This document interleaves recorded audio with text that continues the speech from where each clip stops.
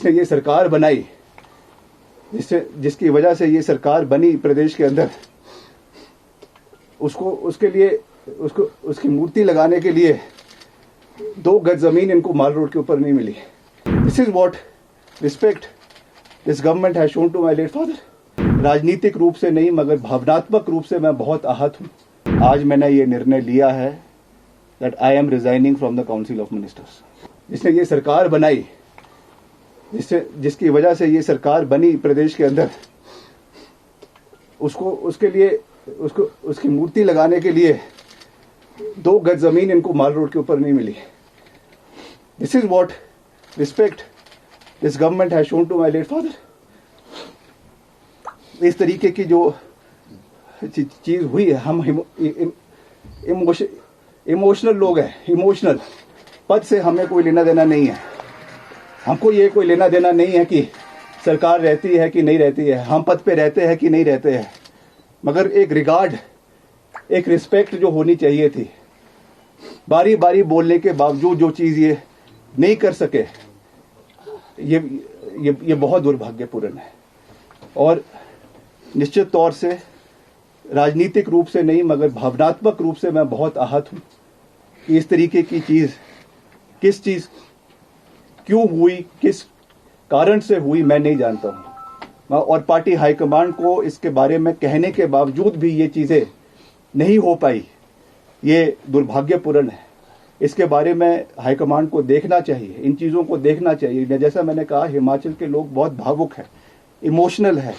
हर चीज राजनीतिक पैमाने से नहीं तोली जा सकती है। हर चीज को जो है राजनीतिक दृष्टिकोण से नहीं देखना चाहिए। कुछ चीजें भावनात्मक होती है, कुछ चीजें राजनीति से ऊपर उठकर होती है। और इसमें एज अ सन मुझे इस चीज का बिल्कुल भी, इस चीज पे जो है वो अच्छा नहीं लगा और मैं आज इस चीज को जाहिर कर रहा हूं।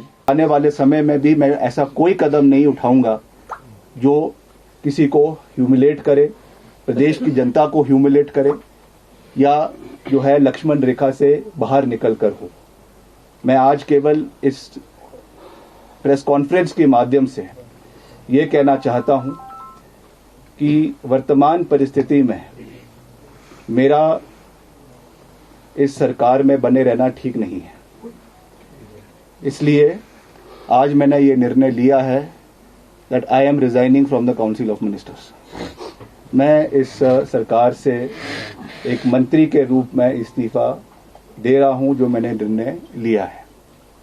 आने वाले समय में with due consultation with our people मैं सबसे बात करूंगा, जो हमारे चाहने वाले हैं, हमारे लोग हैं, हमारे समर्थक हैं, उनके साथ बात करके, उनके साथ चर्चा करके, उनके साथ विचार विमर्श करके आने वाले समय में फ्यूचर कोर्स ऑफ एक्शन को जो है वो डिसाइड किया जाएगा। उसके बारे में मैं अभी कुछ ज़्यादा ना कहना चाहता हूँ, ना कह सकता हूँ, मगर आज मैं केवल इतना साझा कर रहा हूँ। विद ऑल ह्यूमिलिटी, विनम्रतापूर्वक तरीके से मैं ये कहना चाहता हूँ कि मैं अपने पद से जो है वो अपना इस्तीफा मुख्यमंत्री जी को और राज्यपाल जी को, जैसे भी जो भी प्रोसेस है उस तरीके से सौंप रहा हूँ।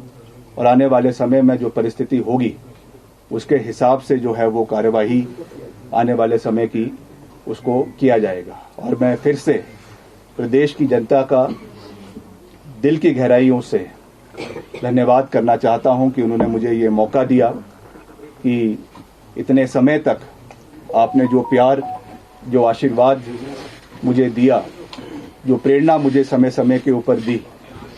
बहुत से जीवन में कठोर निर्णय लेने भी पड़ते हैं, बहुत से मुश्किल समय भी आते, मगर प्रदेश की जनता ने हमेशा हमारा मार्गदर्शन किया है, हमेशा हमारा समर्थन किया है, हमेशा मुझे अपना प्यार और आशीर्वाद दिया है। और मैं हमेशा आने वाले समय में भी उसी तरीके से सही का समर्थन करते हुए, गलत का विरोध करते हुए आगे बढ़ूंगा। देखिए, मैंने ये बात साफ कही है कि जो वास्तविक परिस्थितियां हैं उसके बारे में पार्टी हाईकमान को ब्रीफ किया है। Now the ball is in the court of the party high command. They have to decide what the future course of action will be. but I have been very clear and very categorical in what I had to say, and it has been said in very clear terms. और बार बार उस बात को मैं repeat नहीं करना चाहता हूँ. जैसा आने वाले समय में जो होगा वो बात in due discussions and deliberations party high command के साथ करी भी जाएगी, and I am sure that whatever decision will be taken, it will be taken in the larger interest of the organization of the party and the people of the state. What is the reason you have resigned?